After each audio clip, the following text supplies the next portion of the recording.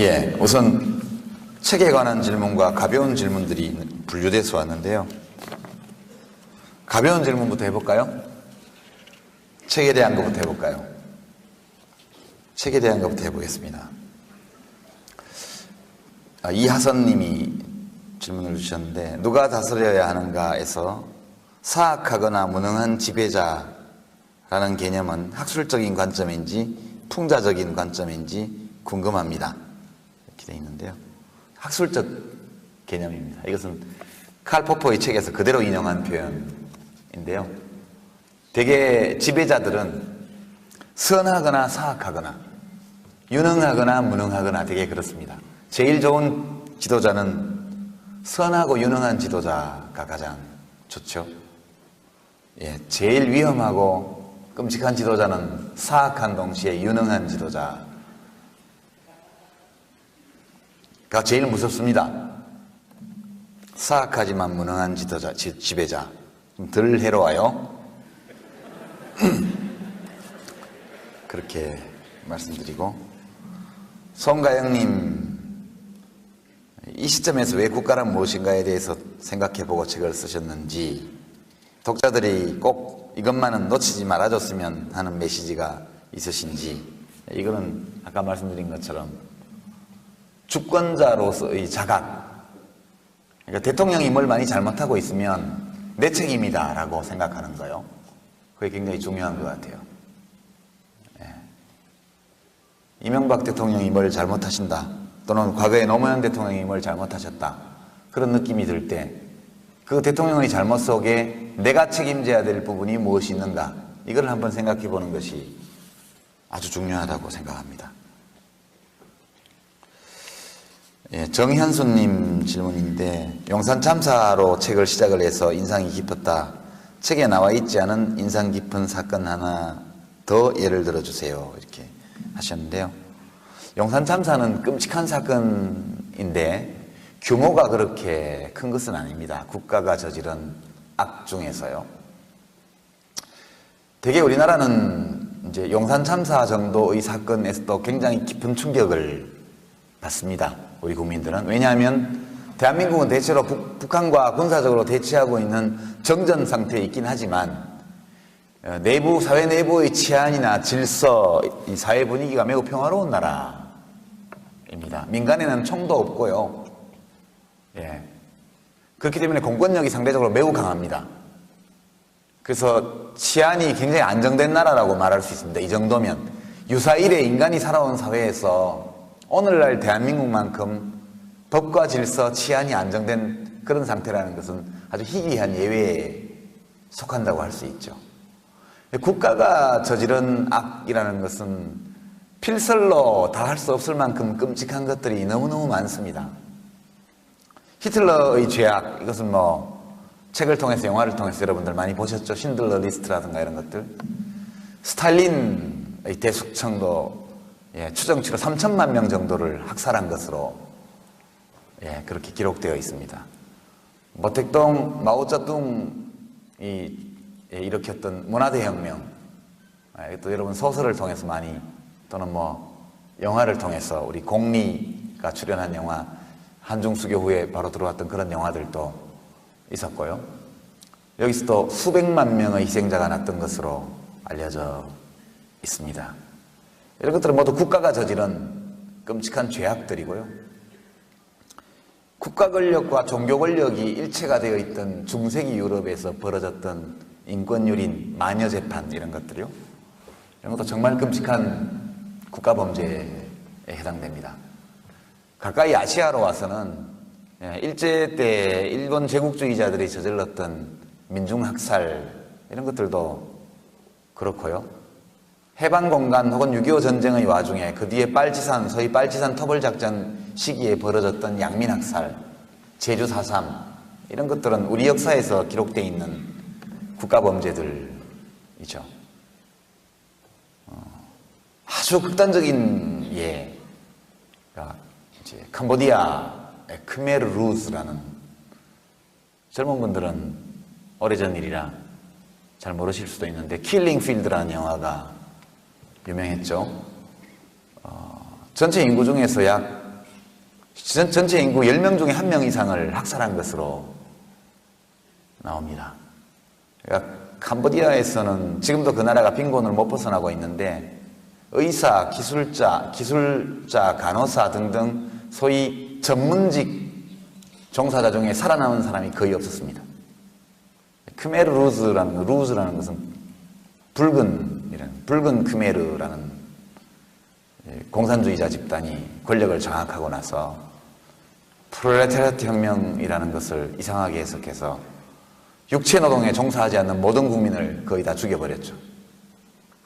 그게 이제 킬링필드라고 알려져 있는 크메르 루즈의 대학살입니다.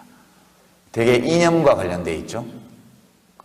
히틀러는 독일 민족의 영원성, 우수성, 인종주의적 그런 관념이 주원인이었고, 스탈린의 대숙청, 마오쩌둥의 문화대혁명, 크메르 루즈의 대학살 이런 것들은 공산주의, 사회주의에 대한 이념적 오해 이런 것들이 이념적 광신과 결합하면서 나왔던 비극이고요.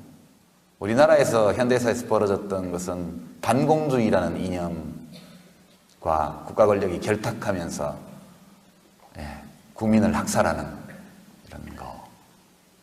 5.18 광주민주화운동도 마찬가지 맥락 위에 있는 사건이라고 말할 수 있습니다.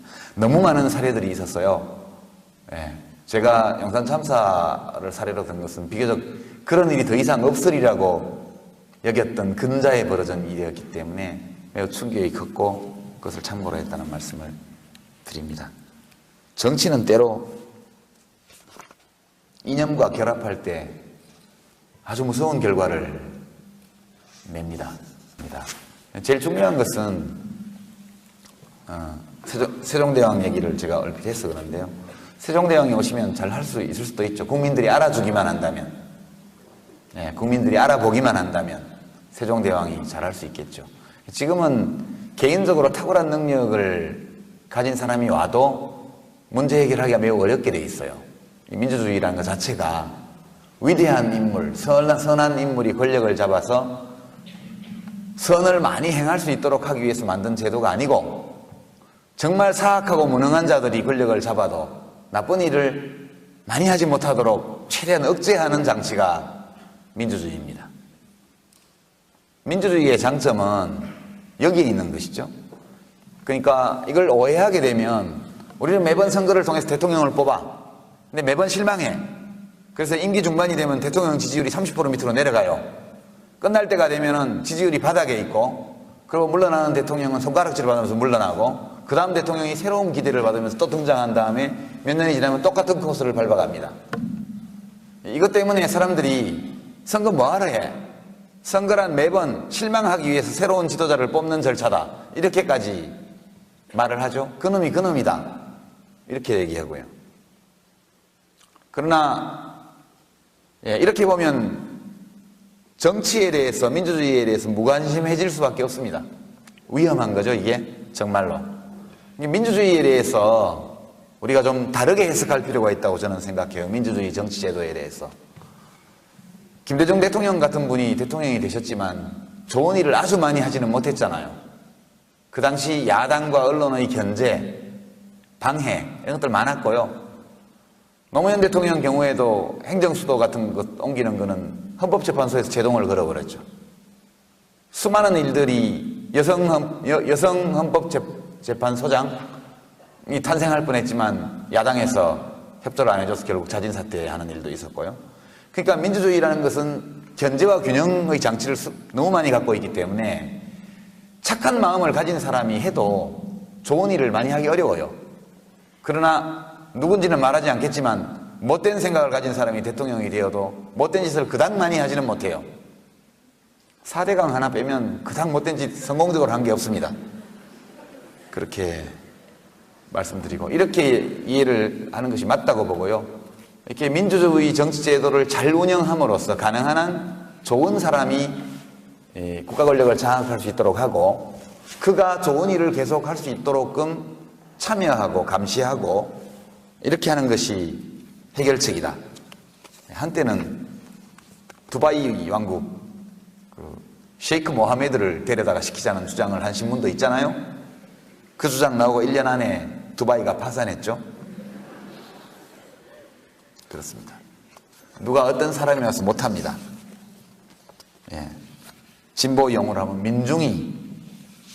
민중이 할 수 있고 시민이 할 수 있고, 함석헌 선생님 말씀에 따르면 생각하는 백성이라야 할 수 있고요, 노무현 대통령 말씀에 따르면 깨어있는 시민이라야 할 수 있다, 그렇게 말씀드립니다. 자, 이제 좀 가벼운 질문들인데요. 이기철 님이 100% 깨끗한 대통령이 있을까요? 없죠? 기대하지 마십시오. 예. 어떤 의미에서 깨끗할까? 완벽하게 깨끗한 사람, 완벽한 사람이라는 건 있을 수 없습니다. 사람은 다 차이가 매우 적어요.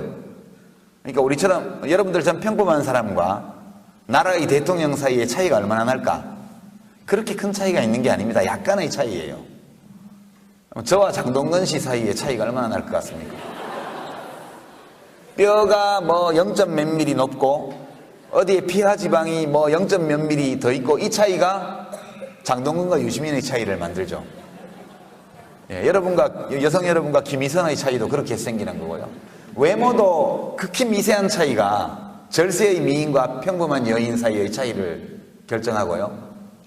예, 세계적인 미남과 평범한 남자의 차이를 만들어냅니다. 정신적인 면에서도요, 대통령과 일반 시민들의 차이는 그닥 크지 않다고 저는 생각해요. 제가 이제 한명숙 국무총리, 이해찬 국무총리 이런 분들을 가까이서 모셔봤잖아요. 노무현 대통령도 또 가까이서 모셔봤잖아요. 그분들과 보통 우리가 살아가면서 만나는 분들을 비교를 해보면 정말 약간의 차이입니다. 약간의 차이. 그 약간의 차이가 매우 중요하죠. 근데 이제 우리가 큰 차이가 있을 거라고 생각한다면, 보통 사람들은 온갖 때도 묻고 뭐 이렇게 하면서 살지만, 대통령은 정말 100% 완벽하고 깨끗하게 뭘 해줬으면 좋겠다는 소망이 그래서 나오는 것인데, 이렇게 기대하지 마십시오. 대한민국의 정치 문화, 정치 풍토, 정당 제도 속에서 100% 깨끗한 대통령이 나온다는 것은 근원적으로 불가능하다. 앞으로도 약간 때가 묻어 있어도 그래서 대체로 깨끗하면 봐주셔야 된다, 그렇게. 예. 저는 그렇게 솔직히 생각합니다.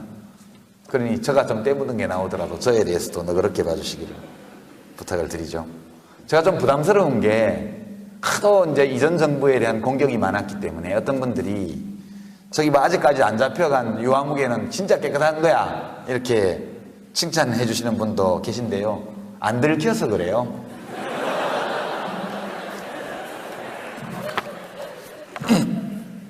그렇게 생각해 주시고요.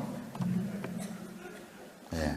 전유흠님, 정치인 유시민과 지식인 유시민 중 어느 것이 본인과 더 맞다고 생각하시나요? 예, 이렇게 물어보셨는데요. 예, 이렇게 글 쓰는 사람으로 사는 게 훨씬 좋죠. 그것은 확실해요.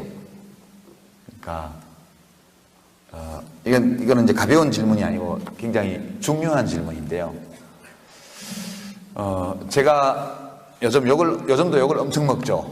매일매일 제가 욕 안 먹고 포털을 검색해보면 제가 욕 먹는 기사가 나지 않고 지나가는 날이 1년 중에 하루도 없습니다. 누군가는 저를 공개적으로 욕해요. 그래서 신해철 씨도 영생의 경지에 들었다고 그랬는데, 욕 많이 먹으면 오래 산다는 기준에 비춰보면 영생의 경지에 들었다고 신해철 씨가 그러던데, 저도 함께 영생의 경지에 이미 들어갔습니다. 근데 이 질문을 보니까 그 생각이 나서, 왜 이렇게 욕을 먹을까? 오늘도 보니까 서강대학교의 어떤 교수님도 저를 욕해 주시고, 또 어느 당의 대표님도 저를 욕해 주시고, 매일매일, 예, 뭐 그렇습니다. 예. 근데 특히 요즘 저한테는 반성문을 쓰라는 요구가 굉장히 높습니다. 왜 그럴까 이렇게 생각해 보니까, 제가 정치를 하면서 지식인 냄새를 자꾸 풍겨서 그런 거 아닐까, 그런 생각이 좀 듭니다. 그냥 정치인이 좀 적당히 무식하고 그냥 그러면 상대를 안 해줄 텐데, 이런 책 쓰는 것도 이게 문제가 많은 거예요. 이게 기분이 되게 나쁘신 것 같아요. 그분들이. 저는 사실은 제가 문필업에 종사하는 정당인이기 때문에 이것은 저희 생업이거든요. 지식 소매라는 게. 그냥 하는 거예요. 그냥 짬짬이. 안 그러면 어디서 돈 받아 써야 되니까 하여튼 벌어서 써야 될 거 아니에요. 저희 부부는 다 비정규직 인생인데 평생 하여튼 비정규직이긴 하지만 벌어서 써야 돼요. 자기 이 힘으로 살아야 되니까. 그래서 이 둘 중에 어느 하나만 할 수가 없는 거죠, 지금. 근데 저에게 지식인 냄새가 많이 나기 때문에 공격할 거리가 참 많은 것 같습니다, 저를. 그래서 그냥 글만 쓰고 있으면 그렇게 저를 공격하지는 않을 것 같아요. 그리고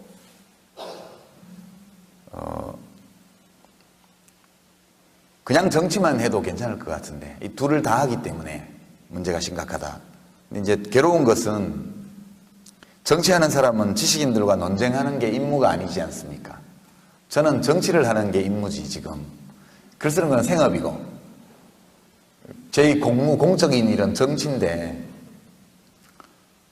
그 지식인들이 때로 합당한 비판을 하기도 하고 부당한 비난을 하기도 하고 사실관계에 대한 착오도 굉장히 많은데 그거를 대응하다 보면 하루 종일 그 일만 해야 돼요. 하도 많은 분들이 동시에 저를 그렇게 해버리기 때문에. 그래서 무척 괴롭다 이런 말씀 드리고요. 제발 저하고 별로 관계없는 기사 쓰면서 제목에 제 이름 뽑아넣는 거 좀 안 해주셨으면 싶어요. 언론사에서. 뭐 제목에 커다랗게 유시민이 뭐 하면 사기다 이런 제목이 달려서 오늘도 검색해보니까 내용은 아주 좋은 내용으로 그 기사 내용의 95% 이상이 다 그거고 잠깐 제 이야기가 나오는데 그거를 제목으로 그렇게 달더라고요. 제가 진짜 미워하는 사람이 많나 봐요, 저를. 미워하는 사람이 너무 많으니까 그걸 제목으로 올려놓으면 클릭수가 엄청 많아진대요. 언론인 여러분들, 저의 인권도 좀 최소한의 보호를 해주시기를 바랍니다. 오혜성님, 언제 가장 행복하셨습니까? 군대에서 제대하던 날이요. 예, 그날 정말 제대를 시켜줄까? 그런 걱정을 하면서 강원도 화천에서 4시간을 걸어서 사단사령부에 와서 저녁 신고를 하고 버스를 타고 춘천으로 나오는데 그게 버스가 아니고 비행기처럼 느껴지더군요. 세상이 다 제 발 아래에 있고 지나다니는 모든 차들이 전부 저에게 무릎 꿇는 것처럼 보이고 하늘을 붕붕 떠서 가는 것 같았습니다.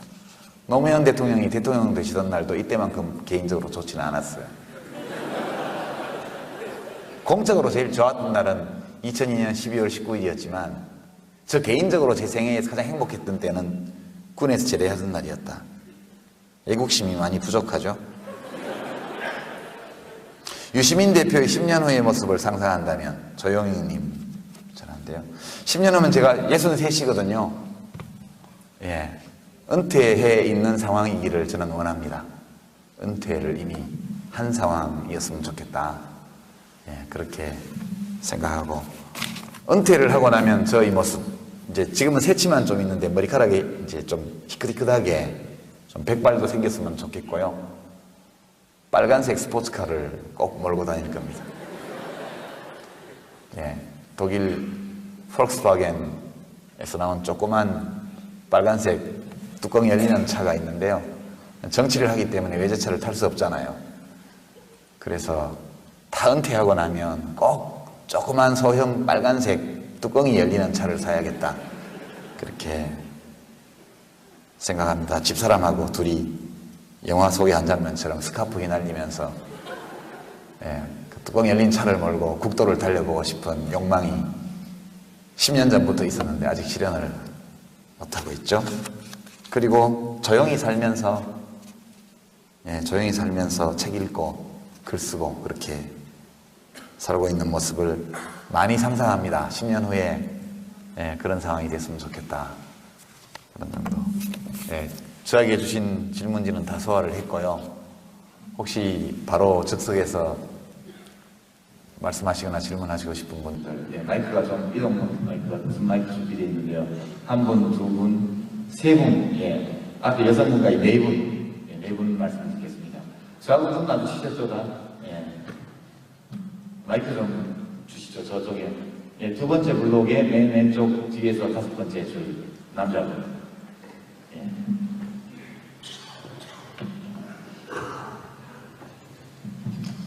네, 고맙습니다. 오늘 고생 많으시고요. 지난 복지부 장관 하던 시절에 많은 정책이 복지를 많으신 걸로 알고 있습니다. 그 중에 부분이 되게 잘했다고 생각하시는 거 한 가지 말씀해 주십시오. 네. 지금 몇분 하시고 안 그러면 제가 좀 전해주시죠. 네, 제가 요즘 고민하는 게 두 가지가 있는데, 하나는 2012년 정권불치고요. 통상과 대상의 정권불치고, 또 하나가 우리 사회가 다시 신귀족사회를 회귀하는 겁니다.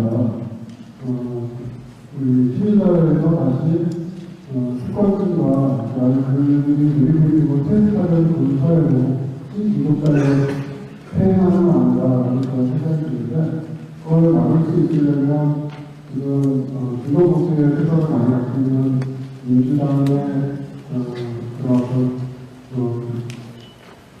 통합의 힘들이 다 모았는데 민주당 안에 다 모아지게 되는 것보다는 대세적인 어떤 지구 건강의 약간한 힘이 그것을 어느 정도 조정하는 가운데서 이루어졌으면 하는 그런 생각이 있는데요. 그렇다면 그런 대표적인 지도자의 힘을 가지고 통합과 그런 연대의 모습을 가진다면, 그렇다면 우리나라 2010년 미래국가 전력에 있어서의 변화, 좀 바람직한 변화로서 그렇지 못한 거하고 그런 거하고의 더 좋은 모습은 어떤 모습일까, 그런 모습이 그려봐 주시면 좋겠다는 생각입니다. 네, 고맙습니다.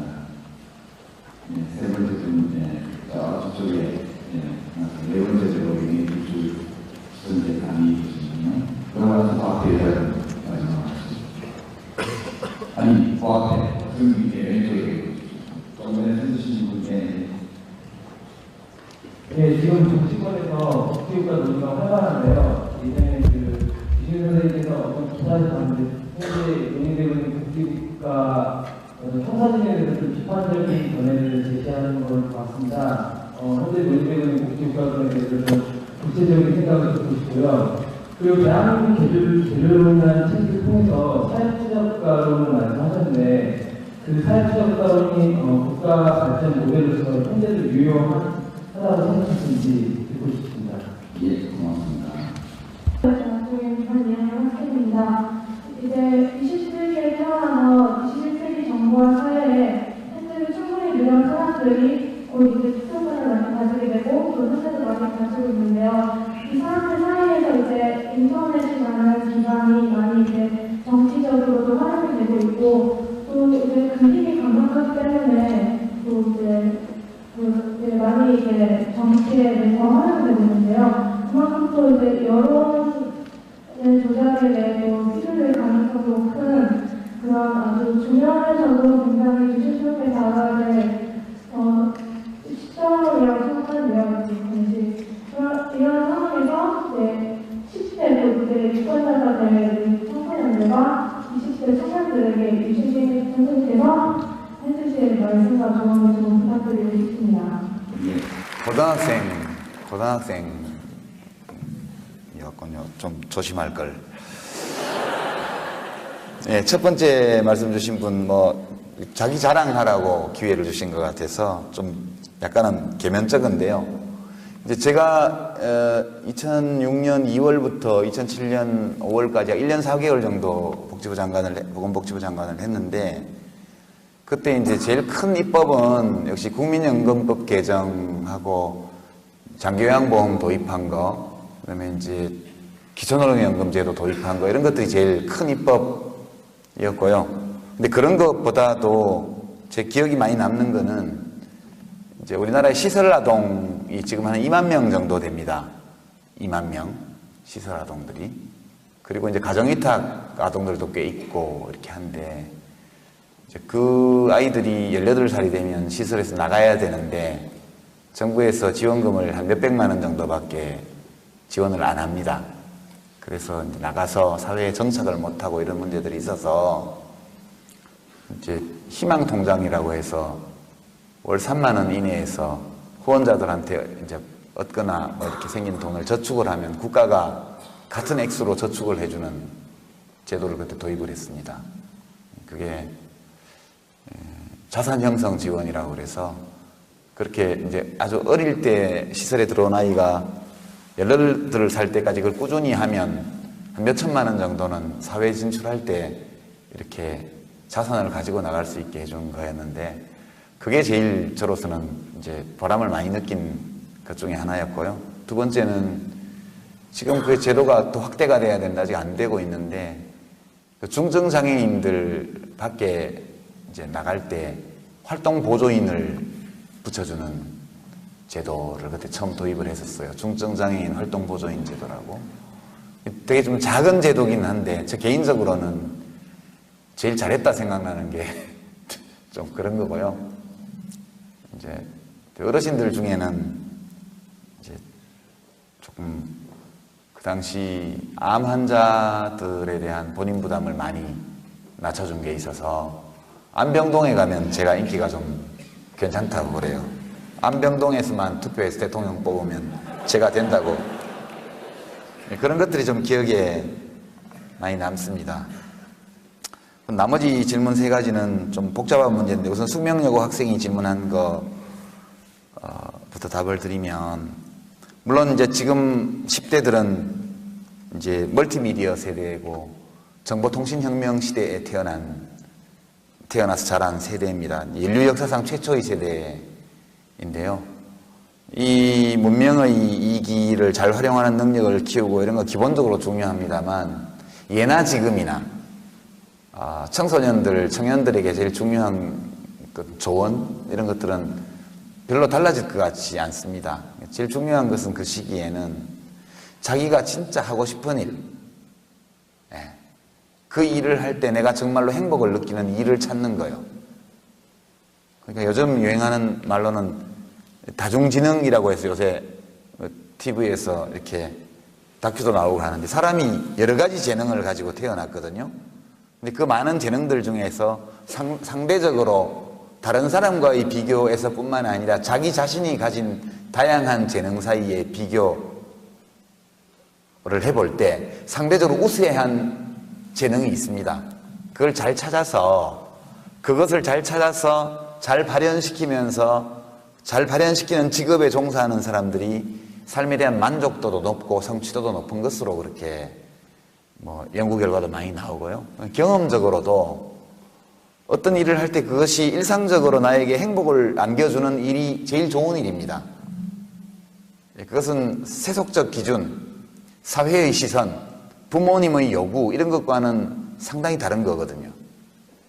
그래서 이제 청소년 여러분께는 지금이 그런 시기이기 때문에 진짜로 내가 하고 싶은 일, 그것을 하면서 일상적인 기쁨을 느낄 수 있는 일이 무엇인가를 찾는 것, 그리고 그것을 찾았다고 생각할 때 그 일을 최소한 남들만큼 잘, 또는 바람직하다면 남들보다 더 잘할 수 있는 그런 준비를 갖추는 거예요. 그런 것들이 청소년기와 청년기에 해야 될 가장 중요한 일이고 그 시기에 이것을 잘 찾아놔야 그 사람의 인생이 삶이 끝나는 순간까지 내적으로 충만한 삶을 살 수 있다.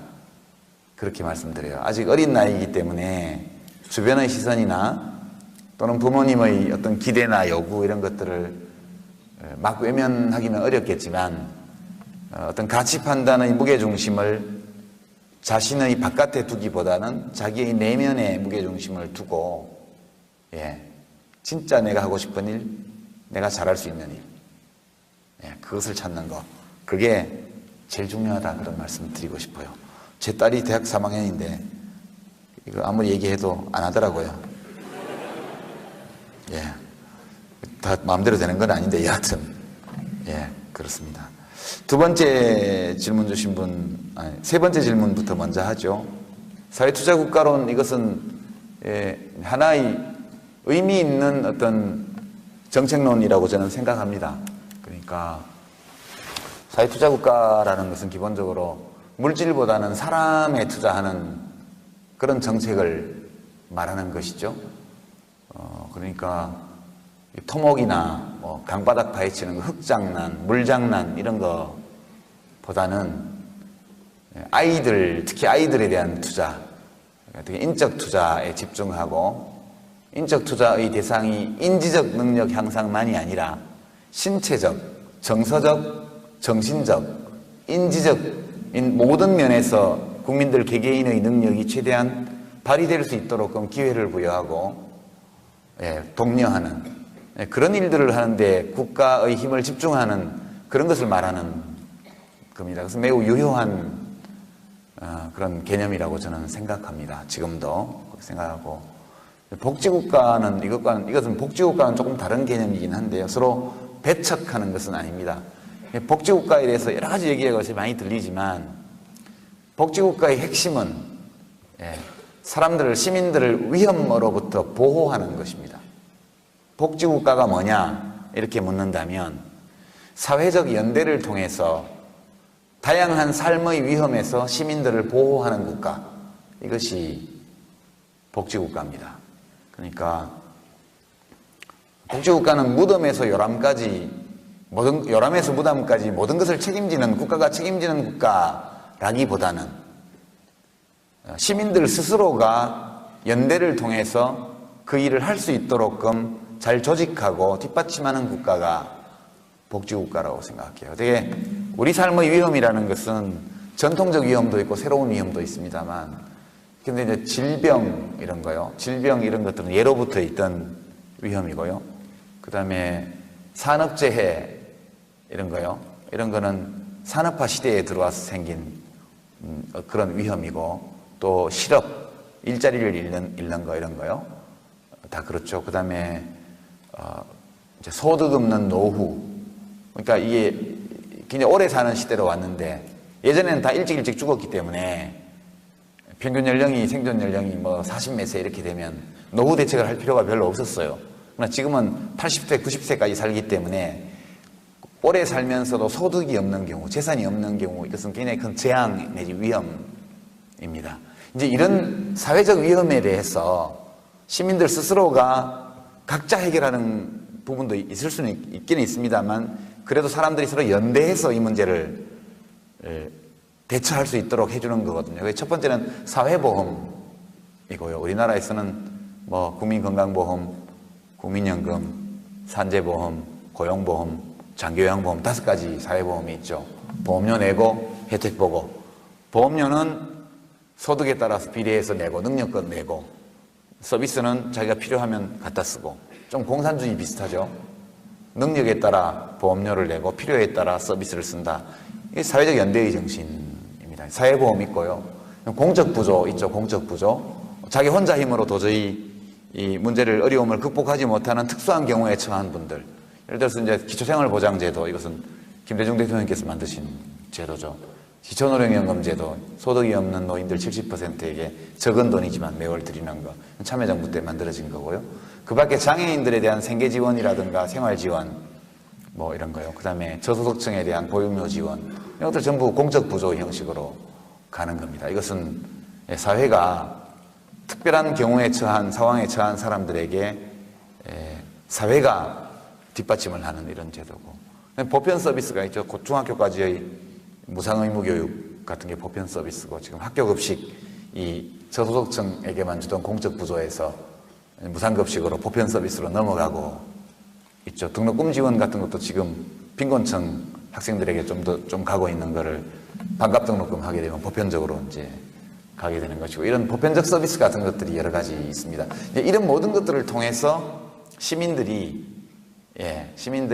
다양한 삶의 위험으로부터 자기 삶을 지켜낼 수 있도록끔 국가가 주선하고 조직하고 관리하고 이런 것이 복지국가입니다. 사회투자국가는 이 바탕 위에서 한 걸음 더 나아가서 국민 개개인이 조금 더 큰 역량을 가진 인간으로 발전할 수 있게끔 더 깊이 들어가는 그런 개념이다. 그렇게만 간략하게 설명드리고요. 궁금하신 분은 좀 재미없지만 대한민국 개조론을 참고해 주시기 바랍니다. 그다음에 이제 마지막으로 좀 두 번째 질문 주신 내용이 이제 이게 좀 복잡한 건데요. 제가 여기 올 때 우리 당 대변인 옛날에 청와대 홍보수석 하시던 분인데 그분이 참여정부 때 청와대 홍보수석 할 때 지금 은행에서 빚내서 집 사면 낭패니까 정부를 믿고 좀만 기다려 주시라 이렇게 글 썼다가 목이 잘린 사람인데요. 그런 일이 있어서 그런지 저보고 오늘 기자분들이 좀 올지 모르니까 말 조심하라고 그렇게 경고를 몇 차례 주셨습니다. 이 질문 때문인데요. 정치에 관한 질문이요.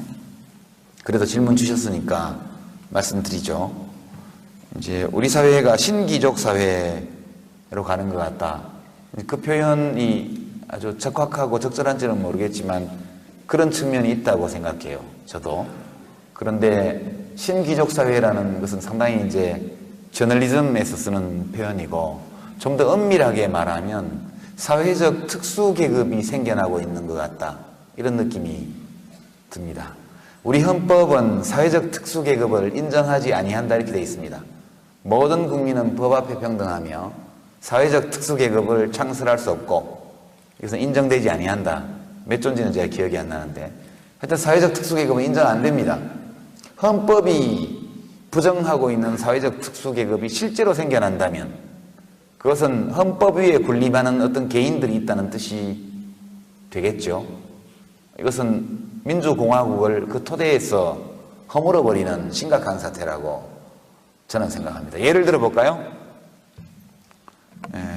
이명박 대통령을 욕하는 집회에는 청년들이 잘 나온다고 그래요. 어느 큰 재벌 그룹의 이모 회장님을 욕하는 집회에는 안 나온다고 그래요. 왜 그럴까요? 혹시 그 그룹의 취지가 안 될까봐. 헌법 위에 돈이 있죠. 헌법 위에 돈이 있습니다. 재벌 회장들이 저지르는 불법 비리 이런 것들은 웬만해서는 기소되지 않죠. 기소되어도 가벼운 형벌을 받게 되고요. 그리고 형벌을 받는 경우에도 조만간 사면 복권되죠. 실제로 특수계급이 있는 겁니다. 노회찬 전 진보신당 대표께서 삼성 엑스파일에 나오는 실명과 내용을 자기 홈페이지에 공개한 것 때문에 항소심에서 무죄 판결을 받았다가 대법원 가서 유죄 취지로 파기환송되었습니다. 지금 다시 고등법원에서 재판을 받고 있는데요. 이 조항은 이 적용된 법조항은 벌금형이 없습니다. 징역형밖에 없어요. 그러니까 최고 낮은 형이 유죄 선고를 하되 선고를 유예하는 게 제일 낮은 건데 선고 유예를 해도 다음번 총선에서 나오기 어렵습니다. 법적으로. 근데 그 노회찬 전 대표가 폭로한 삼성 엑스파일의 내용은 이건희 회장의 지시, 하여튼 위의 지시를 받아서 그 나중에 참여정부 때 주미대사 갔던 홍석현 중앙일보 회장이 측근들과 함께 어떻게 누구에게 돈을 나눠줄 건지 그런 것들을 논의한 내용들이잖아요. 여러분 다 아시잖아요. 범법행위거든요. 그거 전부 다 뇌물공여, 전부 이런 겁니다. 불법 정치자금 제공. 그러니까 어떤 사람의 불법행위에 대한 기록을 국회의원이 국민들에게 알렸는데 그 녹취록에 나와 있는 불법행위를 저지른 당사자는 아무런 처벌을 받지 않고 그 사실을 국민에게 알린 그 국회의원은 유죄 선고를 받게 돼 있습니다. 이것을 사회적 특수기급이라는 말 아닌 다른 어떤 말로 표현할 수 있을까요? 그 엑스파일에 기록된 내용은 중범죄에 해당됩니다. 민주공화국의 정신을 기본적으로 훼손하고 돈의 힘으로 국민의 주권을 매수하는 그런 중대한 범죄 행위에 관한 것이거든요. 그러니까 행정부와 사법부, 입법부 위에 군림하고 있는 어떤 특수계급이 있다, 이런 느낌을 받을 수밖에 없습니다. 그래서 심각한 문제라고 말할 수 있죠. 제가 이 책에서 언급을 했는지 모르겠지만 문호조 경영, 삼성그룹의 문호조 경영, 저는 그런 경영 철학을 존중합니다. 노조가 없어야 회사가 잘 된다, 이런 것은 어떤 사업가의 소신일 수 있죠. 그런 생각을 할 자유가 얼마든지 있습니다. 그리고 그런 경영 철학에 입각해서 실제 자기의 사업장에서 노조가 만들어지지 않도록 경영할 자유도 있습니다. 정말 노동자들을 잘 대우해주고 잘 설득해서 정말 노동자들이 우리 노조가 필요 없어요, 회장님이 너무 잘해주세요, 그래서 노조를 안 만드는 것도 아무 문제 없다고 생각합니다. 다만 그 회사의 어느 노동자가 우리는 그래도 그럼에도 불구하고 난 노조를 만들고 싶어 라고 해서 노조를 만들 경우 그의 권리는 헌법이 보장한 권리입니다. 헌법이 보장한 노동 3권을 행사하는 것이거든요. 근데 그가 어떤 노동자가 행사하려고 하는 헌법적 권리를 그 삼성그룹이 불법적인 방법으로 그것을 회방났을 때는 처벌받아야죠. 법의 심판을 받아야 됩니다. 그러니까 그런 경영 철학을 가진 것은 자유돼, 그의 권리이되, 헌법이 보장하고 있는 노동 3권을 실제로 하려는 노동자의 권리를 불법적인 수단으로 방해하는 것은 범법행위가 됩니다. 그럼 당연히 법 앞에서의 평등이라는 공화국의 정신에 따라서 그 회사는 노동조합법 위반으로, 노동관련법 위반으로 당연히 처벌을 받아야죠. 받지 않습니다. 우리나라에서는. 대한민국 헌법 위에 돈이 있는 것이죠. 재벌그룹의 경영진과 총수들은 헌법 위에 군림하고 있습니다. 이것이 사회적 특수계급이 아니면 무엇을 특수계급이라고 말할 수 있을까요?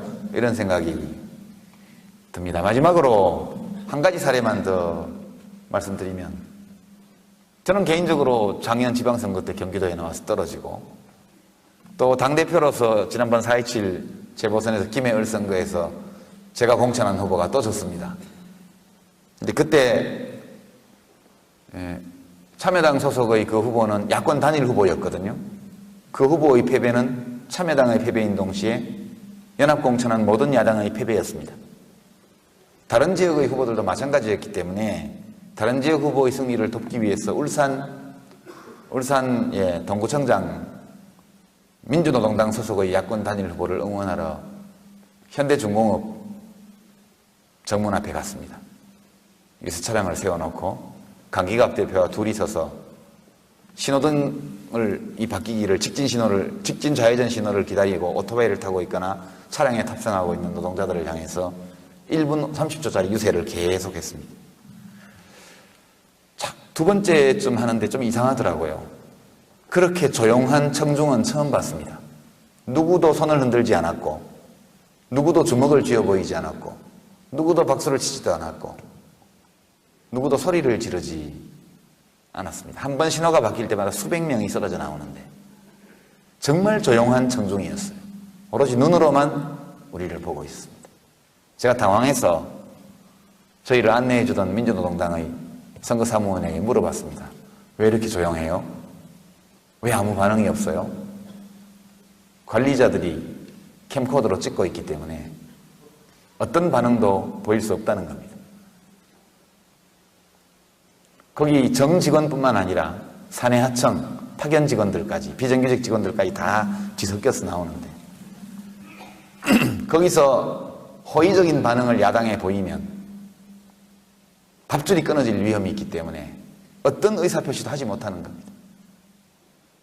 참정권은 노동자이든 사용자이든 모두에게 똑같이 부여된 권리이고, 사상과 표현의 자유, 정치 참여의 자유도 모든 국민에게 똑같이 열려있는 헌법적 권리입니다. 정몽준 씨가 오너죠, 그 회사에. 보수정당의 주요 정치인 중에 한 사람이 오너로 있는 회사에서 돈의 힘으로 노동자들로 하여금 자기의 정치적 의사조차 표현하지 못하게 억압하는 이런 나라를 민주공화국이라고 할 수 있는가? 그런 일을 할 수 있는 사람들을 사회적 특수계급이라고 부르지 않을 수 있는가 이런 생각이 많이 들었습니다. 그날 정말 마음이 무거웠고 슬펐습니다.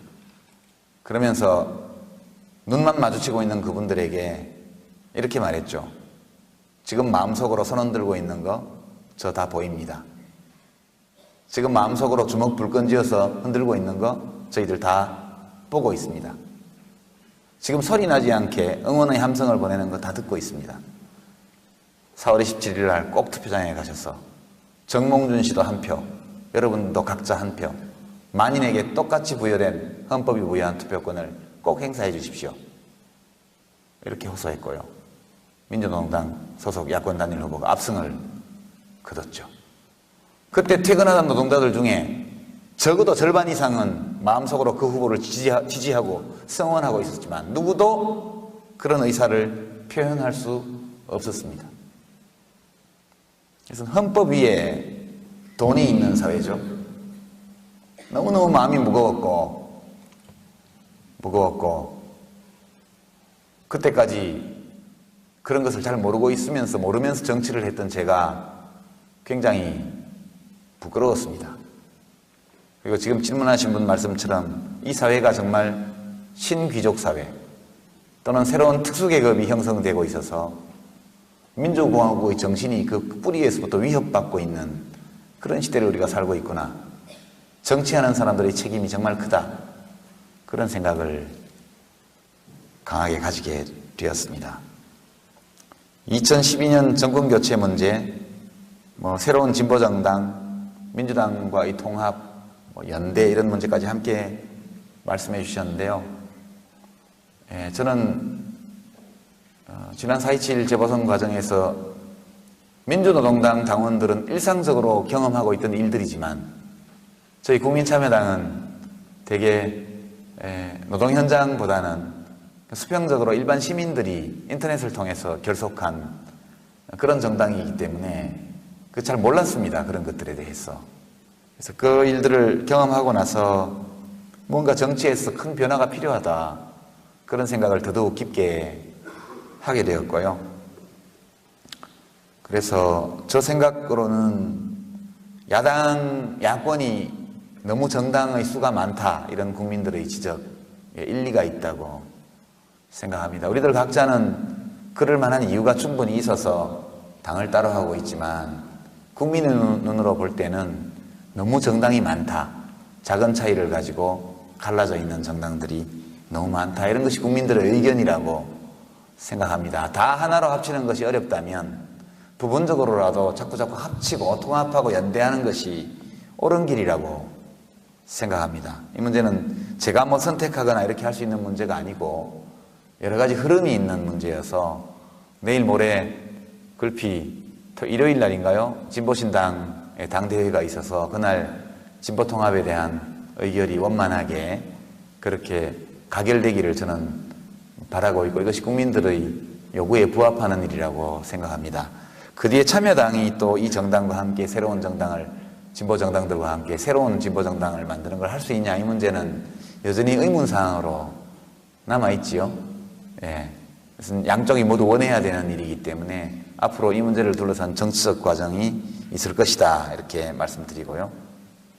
민주당과까지 포함해서 모든 야당들이 하나의 정당을 하면 어떠냐 이런 말씀에 대해서도 그 가능성을 완전히 배척하거나 배제할 이유는 없다고 생각합니다. 이것은 매우 어려운 일이기 때문에 이런 것들은 당위로만 되는 것은 아니고 야권의 모든 정당의 정치인들과 당원들의 마음이 모아지면 그것도 가능하다고 저는 생각합니다. 이것이 나쁜 대안이라서 안 되는 것이 아니고 이것이 아주 좋은 대안이긴 하지만 모든 이런 야권의 정당들이 다 한 정당을 하기에는 아직 마음이 덜 모인 것 같아요. 그렇고 저희 참여당만 하더라도 요즘 자꾸 이제 반성문 쓰라고 자꾸 그러셔가지고요. 이제 옛날에 어릴 때 그런 기억들 있으시죠? 뭘 좀 해놓고 내 사실 별로 잘한 게 아닌데 그렇게 생각을 하고 있는데 옆에서 자꾸 너 잘못했지? 빨리 잘못했다고 말해. 빌어. 이러면 빌기 싫죠? 그렇지만 속으로 내 잘한 게 없지 그런 생각하죠. 그러면 그 다음에는 그렇게 안 하죠. 그런 거라고 생각해요. 그러니까 정책의 차이를 도덕의 문제로 치환해버리고 정책적 수단의 선택과 관련된 어떤 생각의 변화 이런 것들을 윤리적 어떤 회개나 반성의 대상으로 이렇게 만들어버리면 정말 사람들이 마음을 모으기가 힘들 것 같아요. 그래서 이 문제 관련해서는 저희 야권의 정치인들이나 당원들이 문재인 전 이제 마지막 청와대 비서실장 참여정부이셨던 문재인 노무현 재단 이사장님이 최근에 낸 저서에서 하신 말씀이 매우 경청할 만한 좋은 말씀이라고 저는 생각해요. 제 생각을 말씀드리기보다는 문재인 이사장님 말씀은 참여정부에 대한 성찰을 할 때 직접 정권을 맡았던 사람들이 가장 먼저 가장 크게 성찰해야 한다. 그 점을 전제로 하고요. 그러나 모든 것이 대통령과 대통령을 모셨던 사람들만의 성찰로 끝난다면 그 또한 옳지 않다. 당시 이 진보개혁 진영의 모든 야권의 정당들도 함께 자기 몫의 성찰을 하고 그렇게 해서 우리가 각자의 능력과 역량을 키우는 노력을 하면서 동시에 진보개혁 진영 전체의 역량을 하나로 결속할 수 있는 능력도 키워야 한다. 그리고 이런 각자가 감당해야 될 성찰들이 충분히 이루어져야만 또다시 참여정부 때 있었던 것 같은 그런 일들이 반복되지 않을 수 있는 거 아니냐. 정권교체도 중요하지만 이렇게 일시적으로 모여서 정권교체를 한다 한들 참여정부 때처럼 이 진보개혁 진영 자체가 서로를 적대시하고 이렇게 대립하는 양상으로 간다면 그 정부 또한 참여정부와 같은 운명을 피하지 못할 것이다. 그것이 두렵다. 그런 말씀 하셨는데요. 대충 옮겼지만 저는 이 말씀이 정말 옳은 말씀이라고 생각하고 있습니다. 이 야권이 그와 같은 과거에 대한 성찰을 크게 성찰해야 될 사람들은 크게, 조금 작게 성찰해도 될 분들은 좀 작게, 그리고 각자 자기 몫의 성찰을 하면서 그것을 토대로 해서 앞으로 대한민국을 더 정의로운 국가로 만들어 나갈 수 있는 그런 목표를 가지고 서로의 힘을 모은다면 그러면 좋은 결과를 낼 수 있을 것이다. 전국적으로는 그 정당의 당원으로 참여하고 있는 시민들 그리고 그 정당들에게 표를 찍어주는 유권자들의 생각 이런 것들이 가장 중요할 것이다. 이렇게 말씀을 드립니다. 시간이 9시 반이 다 되어서요. 여러분들이 저자강연에 기대하신 만큼 의미 있는 내용 있는 강연이 되었는지 좀 두려움이 있습니다. 주신 질문들에 대해서는 원래 예정했던 9시 반 정도까지 제가 답변을 마쳤고 이 정도에서 끝내고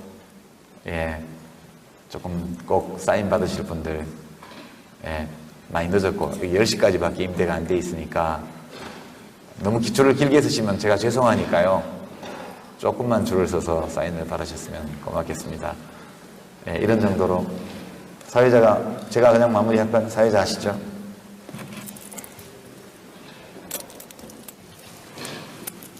지금까지 전적으로 강연해 주신 시민들께 감사합니다. 되어 있습니다. 모택동 마오쩌둥이 일으켰던 문화대혁명, 또 여러분 소설을 통해서 많이 또는 영화를 통해서 우리 공리가 출연한 영화 한중수교 후에 바로 들어왔던 그런 영화들도 있었고요. 여기서 또 수백만 명의 희생자가 났던 것으로 알려져 있습니다. 이런 것들은 모두 국가가 저지른 끔찍한 죄악들이고요. 국가 권력과 종교 권력이 일체가 되어 있던 중세기 유럽에서 벌어졌던 인권유린, 마녀재판 이런 것들이요. 이런 것도 정말 끔찍한 국가 범죄에 해당됩니다. 가까이 아시아로 와서는 일제 때 일본 제국주의자들이 저질렀던 민중학살 이런 것들도 그렇고요. 해방공간 혹은 6.25 전쟁의 와중에 그 뒤에 소위 빨치산 터벌작전 시기에 벌어졌던 양민학살, 제주 4.3 이런 것들은 우리 역사에서 기록되어 있는 국가범죄들이죠. 아주 극단적인 예가 이제 캄보디아의 크메르 루즈라는, 젊은 분들은 오래전 일이라 잘 모르실 수도 있는데 킬링 필드라는 영화가 유명했죠. 전체 인구 중에서 전체 인구 10명 중에 1명 이상을 학살한 것으로 나옵니다. 그러니까 캄보디아에서는 지금도 그 나라가 빈곤을 못 벗어나고 있는데 의사, 기술자, 간호사 등등 소위 전문직 종사자 중에 살아남은 사람이 거의 없었습니다. 크메르 루즈라는 것은 붉은 크메르라는 공산주의자 집단이 권력을 장악하고 나서 프롤레타리아트 혁명이라는 것을 이상하게 해석해서 육체 노동에 종사하지 않는 모든 국민을 거의 다 죽여버렸죠. 그게 이제 킬링 필드라고 알려져 있는 크메르 루즈의 대학살입니다. 대개 이념과 관련되어 있죠. 히틀러는 독일 민족의 영원성, 우수성, 인종주의적 그런 관념이 주원인이었고, 스탈린의 대숙청, 마오쩌둥의 문화대혁명, 크메르 루즈의 대학살, 이런 것들은 공산주의, 사회주의에 대한 이념적 오해, 이런 것들이 이념적 광신과 결합하면서 나왔던 비극이고요.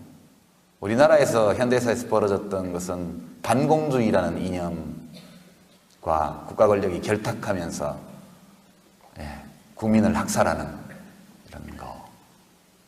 5.18 광주민주화운동도 마찬가지 맥락 위에 있는 사건이라고 말할 수 있습니다. 너무 많은 사례들이 있었어요. 제가 영산 참사를 사례로 든 것은 비교적 그런 일이 더 이상 없으리라고 여겼던 근자에 벌어진 일이었기 때문에 매우 충격이 컸고 그것을 참고로 했다는 말씀을 드립니다. 정치는 때로 이념과 결합할 때 아주 무서운 결과를 냅니다. 제일 중요한 것은 세종대왕 얘기를 제가 얼핏 해서 그런데요. 세종대왕이 오시면 잘 할 수 있을 수도 있죠. 국민들이 알아주기만 한다면, 국민들이 알아보기만 한다면 세종대왕이 잘 할 수 있겠죠. 지금은 개인적으로 탁월한 능력을 가진 사람이 와도 문제 해결하기가 매우 어렵게 돼 있어요. 이 민주주의라는 것 자체가 위대한 인물, 선한 인물이 권력을 잡아서 선을 많이 행할 수 있도록 하기 위해서 만든 제도가 아니고, 정말 사악하고 무능한 자들이 권력을 잡아도 나쁜 일을 많이 하지 못하도록 최대한 억제하는 장치가 민주주의입니다. 민주주의의 장점은 여기에 있는 것이죠. 그러니까 이걸 오해하게 되면 우리는 매번 선거를 통해서 대통령을 뽑아. 근데 매번 실망해. 그래서 임기 중반이 되면 대통령 지지율이 30% 밑으로 내려가요. 끝날 때가 되면은 지지율이 바닥에 있고, 그리고 물러나는 대통령은 손가락질을 받으면서 물러나고, 그 다음 대통령이 새로운 기대를 받으면서 또 등장한 다음에 몇 년이 지나면 똑같은 코스를 밟아갑니다.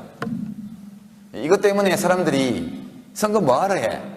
선거란 매번 실망하기 위해서 새로운 지도자를 뽑는 절차다. 이렇게까지 말을 하죠. 그놈이 그놈이다. 이렇게 얘기하고요. 그러나 이렇게 보면 정치에 대해서, 민주주의에 대해서 무관심해질 수밖에 없습니다. 위험한 거죠, 이게 정말로. 민주주의에 대해서 우리가 좀 다르게 해석할 필요가 있다고 저는 생각해요. 민주주의 정치 제도에 대해서. 김대중 대통령 같은 분이 대통령이 되셨지만 좋은 일을 아주 많이 하지는 못했잖아요. 그 당시 야당과 언론의 견제, 방해 이런 것들 많았고요. 노무현 대통령 경우에도 행정수도 같은 것 옮기는 거는 헌법재판소에서 제동을 걸어버렸죠. 수많은 일들이 여성 헌법재판소장이 탄생할 뻔했지만 야당에서 협조를 안 해줘서 결국 자진사퇴하는 일도 있었고요. 그러니까 민주주의라는 것은 견제와 균형의 장치를 너무 많이 갖고 있기 때문에 착한 마음을 가진 사람이 해도 좋은 일을 많이 하기 어려워요. 그러나 누군지는 말하지 않겠지만 못된 생각을 가진 사람이 대통령이 되어도 못된 짓을 그닥 많이 하지는 못해요. 4대강 하나 빼면 그닥 못된 짓 성공적으로 한 게 없습니다. 그렇게 말씀드리고 이렇게 이해를 하는 것이 맞다고 보고요. 이렇게 민주주의 정치제도를 잘 운영함으로써 가능한 한 좋은 사람이 국가 권력을 장악할 수 있도록 하고 그가 좋은 일을 계속할 수 있도록끔 참여하고 감시하고 이렇게 하는 것이 해결책이다. 한때는 두바이 왕국 셰이크 모하메드를 데려다가 시키자는 주장을 한 신문도 있잖아요. 그 주장 나오고 1년 안에 두바이가 파산했죠. 그렇습니다. 누가 어떤 사람이 와서 못합니다. 예. 진보 용어로 하면 민중이 할 수 있고 시민이 할 수 있고 함석헌 선생님 말씀에 따르면 생각하는 백성이라야 할 수 있고요. 노무현 대통령 말씀에 따르면 깨어있는 시민이라야 할 수 있다. 그렇게 말씀드립니다. 자, 이제 좀 가벼운 질문들인데요. 이기철 님이 100% 깨끗한 대통령이 있을까요? 없죠? 기대하지 마십시오. 예. 어떤 의미에서 깨끗할까? 완벽하게 깨끗한 사람, 완벽한 사람이라는 게 있을 수 없습니다. 사람은 다 차이가 매우 적어요. 그러니까 우리처럼, 여러분들처럼 평범한 사람과 나라의 대통령 사이의 차이가 얼마나 날까? 그렇게 큰 차이가 있는 게 아닙니다. 약간의 차이예요. 저와 장동건 씨 사이의 차이가 얼마나 날 것 같습니까? 뼈가 뭐 0점 몇 미리 높고 어디에 피하 지방이 뭐 0점 몇 미리 더 있고 이 차이가 장동건과 유시민의 차이를 만들죠. 예, 여성 여러분과 김희선의 차이도 그렇게 생기는 거고요. 외모도 극히 미세한 차이가 절세의 미인과 평범한 여인 사이의 차이를 결정하고요. 예, 세계적인 미남과 평범한 남자의 차이를 만들어냅니다. 정신적인 면에서도요. 대통령과 일반 시민들의 차이는 그닥 크지 않다고 저는 생각해요. 제가 이제 한명숙 국무총리, 이해찬 국무총리 이런 분들을 가까이서 모셔봤잖아요. 노무현 대통령도 또 가까이서 모셔봤잖아요. 그분들과 보통 우리가 살아가면서 만나는 분들을 비교를 해보면 정말 약간의 차이입니다. 약간의 차이. 그 약간의 차이가 매우 중요하죠. 근데 이제 우리가 큰 차이가 있을 거라고 생각한다면 보통 사람들은 온갖 때도 묻고 뭐 이렇게 하면서 살지만 대통령은 정말 100% 완벽하고 깨끗하게 뭘 해줬으면 좋겠다는 소망이 그래서 나오는 것인데 이렇게 기대하지 마십시오. 대한민국의 정치 문화, 정치 풍토, 정당 제도 속에서 100% 깨끗한 대통령이 나온다는 것은 근원적으로 불가능하다.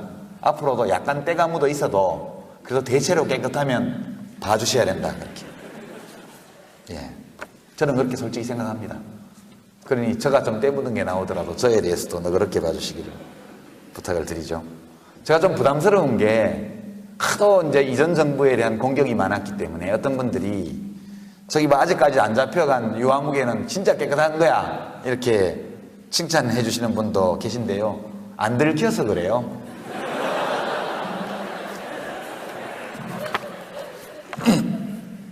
그렇게 생각해 주시고요. 예. 전유흠님, 정치인 유시민과 지식인 유시민 중 어느 것이 본인과 더 맞다고 생각하시나요?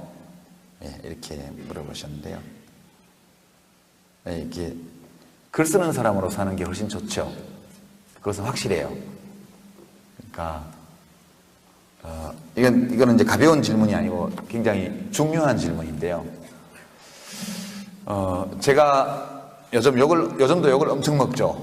매일매일 제가 욕 안 먹고 포털을 검색해보면 제가 욕 먹는 기사가 나지 않고 지나가는 날이 1년 중에 하루도 없습니다. 누군가는 저를 공개적으로 욕해요. 그래서 신해철 씨도 영생의 경지에 들었다고 그랬는데 욕 많이 먹으면 오래 산다는 기준에 비춰보면 영생의 경지에 들었다고 신해철 씨가 그러던데 저도 함께 영생의 경지에 이미 들어갔습니다. 근데 이 질문을 보니까 예, 우선 책에 관한 질문과 가벼운 질문들이 분류돼서 왔는데요. 가벼운 질문부터 해볼까요? 책에 대한 것부터 해볼까요? 책에 대한 것부터 해보겠습니다. 이하선 님이 질문을 주셨는데 누가 다스려야 하는가에서 사악하거나 무능한 지배자라는 개념은 학술적인 관점인지 풍자적인 관점인지 궁금합니다. 이렇게 되어 있는데요. 학술적 개념입니다. 이것은 칼 포퍼의 책에서 그대로 인용한 표현인데요. 대개 지배자들은 선하거나 사악하거나 유능하거나 무능하거나 되게 그렇습니다. 제일 좋은 지도자는 선하고 유능한 지도자가 가장 좋죠. 예, 제일 위험하고 끔찍한 지도자는 사악한 동시에 유능한 지도자가 제일 무섭습니다. 사악하지만 무능한 지도자, 지배자. 좀 덜 해로워요. 그렇게 말씀드리고, 송가영님, 이 시점에서 왜 국가란 무엇인가에 대해서 생각해보고 책을 쓰셨는지, 독자들이 꼭 이것만은 놓치지 말아줬으면 하는 메시지가 있으신지, 이거는 아까 말씀드린 것처럼 주권자로서의 자각, 그러니까 대통령이 뭘 많이 잘못하고 있으면 내 책임이다 라고 생각하는 거예요. 그게 굉장히 중요한 것 같아요. 예. 이명박 대통령이 뭘 잘못하신다, 또는 과거에 노무현 대통령이 뭘 잘못하셨다, 그런 느낌이 들 때 그 대통령의 잘못 속에 내가 책임져야 될 부분이 무엇이 있는가, 이걸 한번 생각해 보는 것이 아주 중요하다고 생각합니다. 예, 정현수님 질문인데, 용산 참사로 책을 시작을 해서 인상이 깊었다.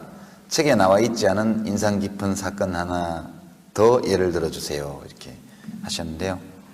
용산 참사는 끔찍한 사건인데 규모가 그렇게 큰 것은 아닙니다. 국가가 저지른 악 중에서요. 되게 우리나라는 이제 용산 참사 정도의 사건에서도 굉장히 깊은 충격을 받습니다. 우리 국민들은. 왜냐하면 대한민국은 대체로 북한과 군사적으로 대치하고 있는 정전 상태에 있긴 하지만 내부, 사회 내부의 치안이나 질서, 이 사회 분위기가 매우 평화로운 나라입니다. 민간에는 총도 없고요. 예. 그렇기 때문에 공권력이 상대적으로 매우 강합니다. 그래서 치안이 굉장히 안정된 나라라고 말할 수 있습니다. 이 정도면.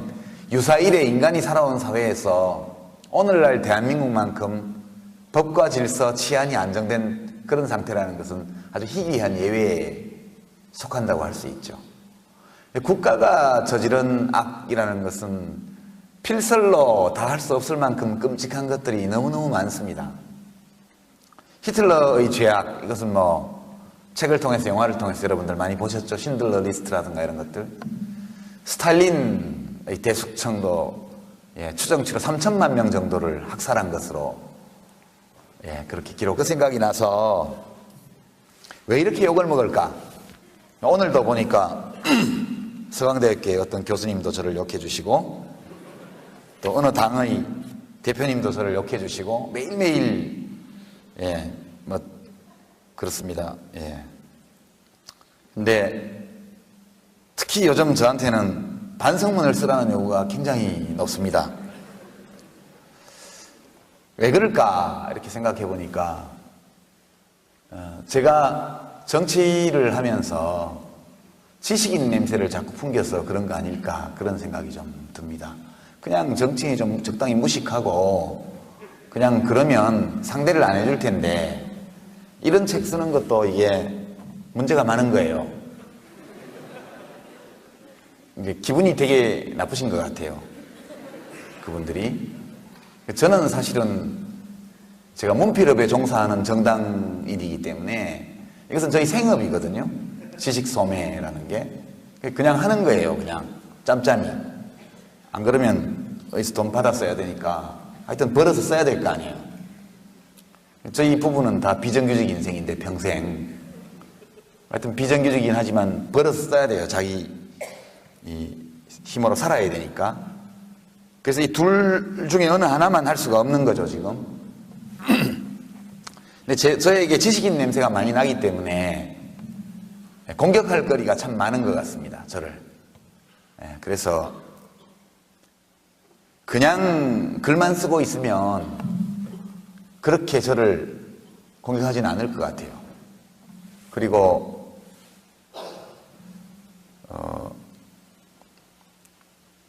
그냥 정치만 해도 괜찮을 것 같은데 이 둘을 다 하기 때문에 문제가 심각하다. 근데 이제 괴로운 것은 정치하는 사람은 지식인들과 논쟁하는 게 임무가 아니지 않습니까? 저는 정치를 하는 게 임무지 지금. 글 쓰는 건 생업이고 제 공무, 공적인 일은 정치인데 그 지식인들이 때로 합당한 비판을 하기도 하고 부당한 비난을 하기도 하고 사실관계에 대한 착오도 굉장히 많은데 그거를 대응하다 보면 하루 종일 그 일만 해야 돼요. 하도 많은 분들이 동시에 저를 그렇게 해버리기 때문에. 그래서 무척 괴롭다 이런 말씀 드리고요. 제발 저하고 별로 관계없는 기사 쓰면서 제목에 제 이름 뽑아넣는 거 좀 안 해주셨으면 싶어요. 언론사에서. 뭐 제목에 커다랗게 유시민이 뭐 하면 사기다 이런 제목이 달려서 오늘도 검색해 보니까 내용은 아주 좋은 내용으로 그 기사 내용의 95% 이상이 다 그거고 잠깐 제 이야기가 나오는데 그거를 제목으로 그렇게 달더라고요. 제가 진짜 미워하는 사람이 많나 봐요. 저를 미워하는 사람이 너무 많으니까 그걸 제목으로 올려놓으면 클릭수가 엄청 많아진대요. 언론인 여러분들 저희 인권도 좀 최소한의 보호를 해주시기를 바랍니다. 오혜성님 언제 가장 행복하셨습니까? 군대에서 제대하던 날이요. 예, 그날 정말 제대를 시켜줄까 그런 걱정을 하면서 강원도 화천에서